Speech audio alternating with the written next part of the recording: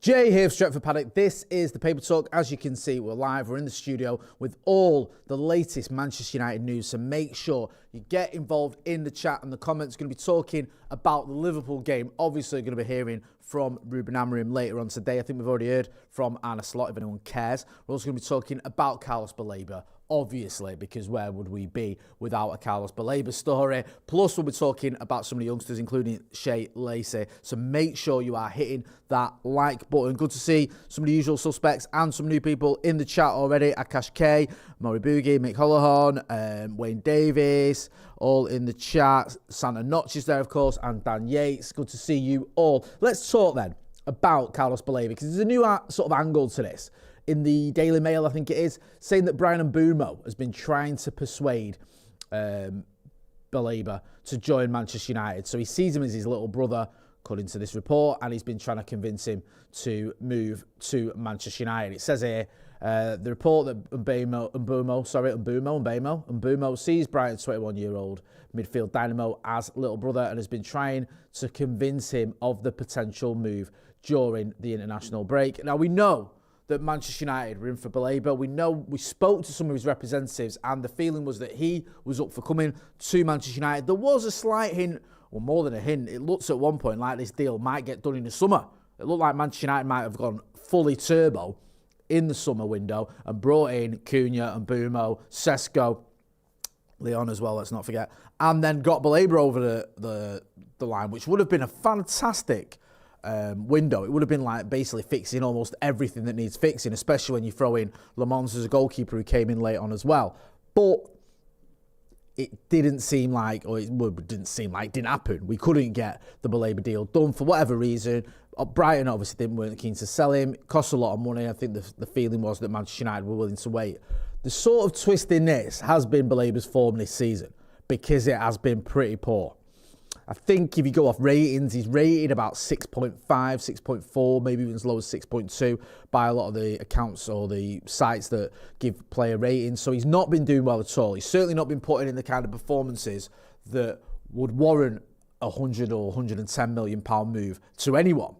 Now, United were in for him before this season, so we're not basing it off what he's done this season. But you just wonder, is he playing his way out of sort of a move to Manchester United? Is he going to be in a situation where United are going, look, do we even want him? I don't know.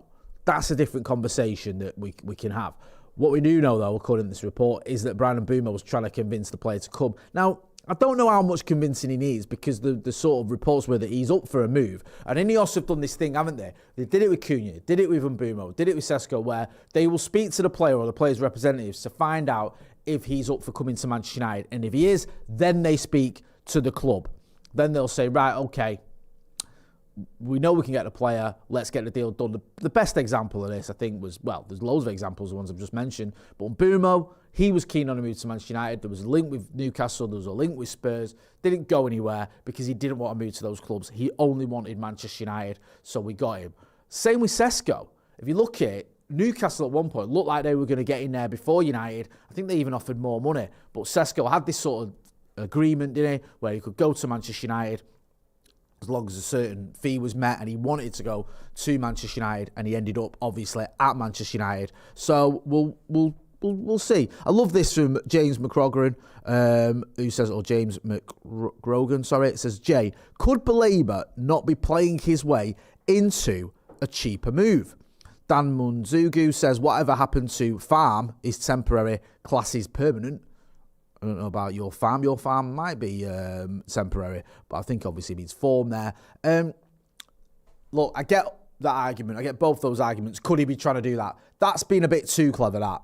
I would, if I'm a footballer and I'm looking for a move to Manchester United and I'm not getting that move to Manchester United anytime soon, what I would do is play as well as I can for my current club. That should be your priority anyway. Any footballer should do that. You should never say, well, if I play badly, that's going to facilitate a move. Because A, it might not. The club that wants to buy him, in this case Manchester United, might look at it and go, well, he's fell off a cliff, this kid. Do we really want to be spending £100 million on someone who's not playing well? B, your job, not to go Roy Keane, but that's your job. Your job is to perform for the club that you paid to perform for. It's not fair on the Brighton fans. It's not fair on the manager. It's not fair on the club itself if you stop playing the way you can because you're trying to facilitate a move. So it doesn't seem like a good idea, that. And I don't think that's what's happened. I think the manager at Brighton has pointed to the fact that maybe Baleba's head's been turned, that he's going through one where he's sort of seen that United are interested in him and that's put him off. Not put him off, that's sort of affected his performance. Maybe there is an element of that, but I feel like we're getting to the point now in the season where you can't use that as an excuse anymore. We're in October now. You have to start performing, because if you don't, United might take another look at it and go, can we take this gamble? We've seen it before with players where they've hit a bit of a rough patch with their form and we've made excuses for it and we've bought them anyway. Alexis Sanchez is a prime example. His form went off the rails at Arsenal and everyone just assumed it was because he was fed up at Arsenal. He'd fell out with him. He wasn't happy there. And it wasn't. This was a player whose sort of abilities were on the wane. He was getting to that age. I know he's only in his late 20s, but he'd lost a bit of his edge and he just wasn't the same player that we'd saw at Barcelona or early days at Arsenal. And eventually we ended up buying a player that just wasn't up to it. Let me know what you think. Starlord says Motti MVP. Santa Notch says, if Baleba is deliberately playing badly, I wouldn't trust him at United. And I don't think any player does that. I wouldn't trust him if he was. And I'd be very, very surprised if he is. Chris P. Hackett says, he hasn't been great for Cameroon either. Siler says, morning Jay, morning all. Mick Holohan says, I'm fearing Baleba, to be honest. If he lost his head at Brighton, how the hell is he going to face the pressure at United? Akash K reminds me that Arsenal also spoke to Sesko too. They did, but Manchester United got him, and that is what is important, because I've been very impressed with Benjamin Sesko so far. We'll have to wait and see what happens with Baleba. We're still being linked, aren't we, with Elliot Anderson, sort of, and with Adam Wharton. There might be something in those moves. We'll have to wait and see. But at the minute, Carlos Baleba, he's not off United's shopping list, and I think he's probably the one that's most likely at the current, as it stands, most likely to come, because United have obviously prioritised him as a signing. However, things can change. So if I was him, I'd be trying my best to do my best for Brighton. If you do want to move to Manchester United, that is the best way to make it happen. Let's talk about Shea Lacey. This is a player that me and Finn always talk about, the making of Shea Lacey, how a Scouse boxing fanatic became the jewel of the Man United Academy. You can get rid of that. I think it's behind a paywall. We might get in trouble. So, yeah, basically, he's talking about Shea Lacey, how, you know, this is a Liverpool Scouser, and he's become the jewel of the Man United Academy. Now, look, I love Shea Lacey. I think he's a fantastic footballer. I think he's one of those as well who can and will do a very good job for Manchester United as long as he stays fit. As long as injuries don't catch up with him, because I know this sounds a crazy thing to say about a teenager, but he's had a pretty bad time of it with injuries. Now, I think he'll be okay, and I think he will play for Manchester United, and I think he'll do well. I think he's just the type of player that you love to see in a Manchester United shirt. And let's not forget, this is a player who, a few years ago, when you had the likes of Ethan Nwaneri and Miles Lewis-Skelly and Shea Lacey for the England under-17s, I think it was, Shea Lacey was one everyone was talking about. Obviously, those players have gone to play well and play and do bits for Arsenal and sort of get themselves into the Arsenal first team, more or less. Shea Lacey, because of injuries, has just sort of had his progress scuppered a little bit. However, he was training with the England first team, and I think there's a very, very bright future ahead for him. Let me know what you think. Get involved in the chat. Hit that like button as well, please people. Stephanie Griffith says 100 live likes, bare minimum. Ron C says, who is feeling good about this weekend? Santa Knox says, I love how Joe gets given foot cream adverts and Jay just gets the story. Jay gets just the story. Yes. Swings and roundabouts in this gaff. Let's talk about Cunha and Mason Mount. This is an opinion piece for the Manchester Evening News. Now, these are the articles that I like in the Manchester Evening News. I think that newspaper is more missed than hit, to be honest with you. And some of the articles I've seen it are just ridiculous. But I like the opinion pieces because it mixes a bit of news with discussion. And this is a valid discussion. And it's saying here about basically Mateus Cunha and Ruben and Mason Mount and who should start and what is going to happen. Because, look, Mason Mount did very, very well against Sunderland. Got his goal. and has been playing well pretty much all season. It says here, Mount finds himself in pole position to start, having scored against Sunderland prior to the international break. Amram is a big fan of the former Chelsea man, and he finally looks to be finding his feet at Old Trafford. Cunha has yet to get off the mark for the Reds. The Brazilian has shown glimpses of why he was brought to the club, but his lack of goal contributions this season needs to come to an end sooner rather than later. Some may argue that starting him at Anfield and allowing him the chance to get off the mark against Liverpool will be a vote of confidence for Cunha, but United should be looking to stick with their selection from the win over Sunderland.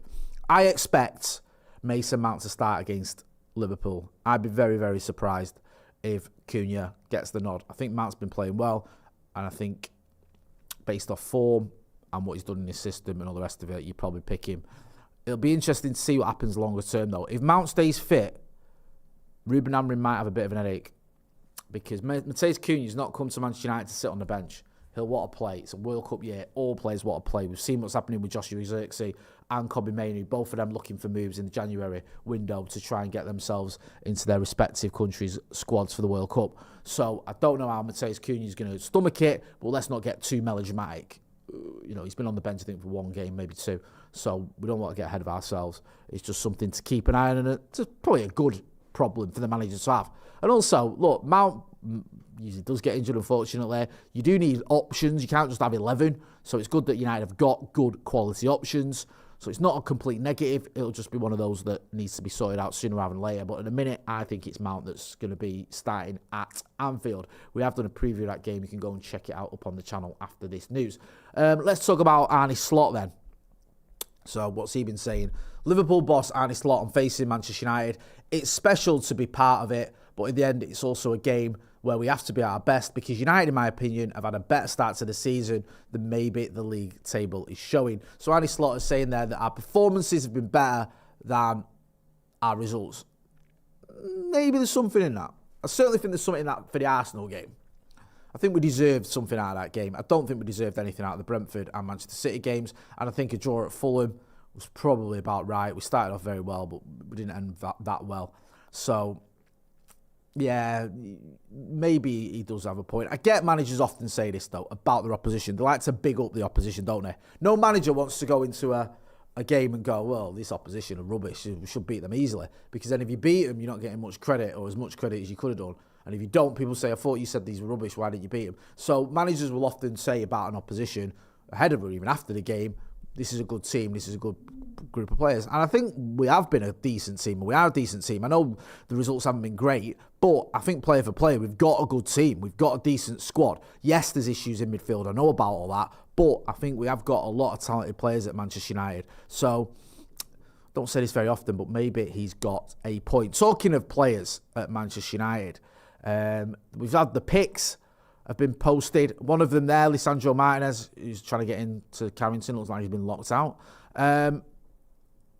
Harry Maguire, Tom Eaton, Diogo Dalot. We've got, yeah, every single one. Is the one with Euro?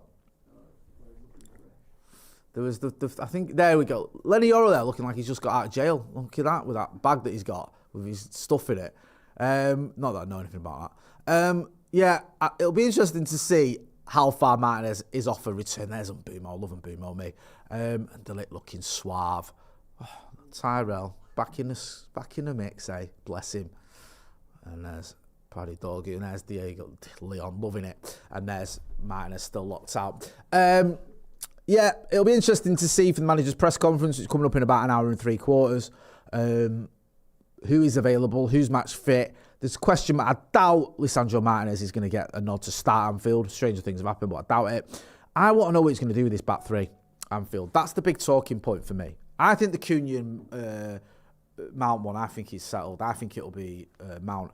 But I want to know who is going to be his back three. Is Lenny Ono going to start Anfield? I think he should do, but I don't know if he will. Let me know what you think. Stephanie Griffey says swag bag. Mark Hill says, Jay, what result would you be happy with on Sunday, given how difficult it is to get anything at Anfield? I think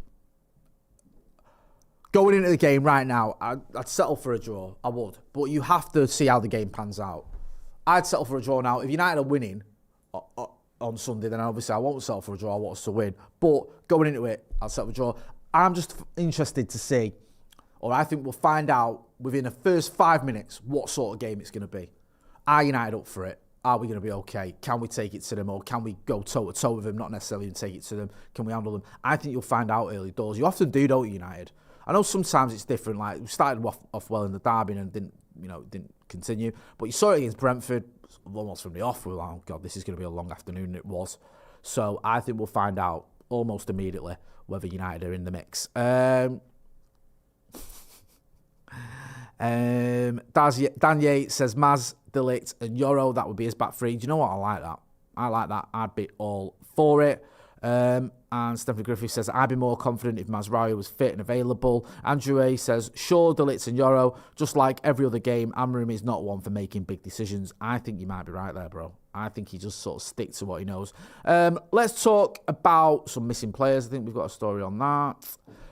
4 United stars missed training. So Fernandes, Cunha, Ahmad and Casemiro missing from training. I think that's based on internationals, not on any injuries. So nothing too surprising there. Stephen Richardson says, yay, actually got a live love a Friday off. Cheers, Jay. Good to see you, my bro.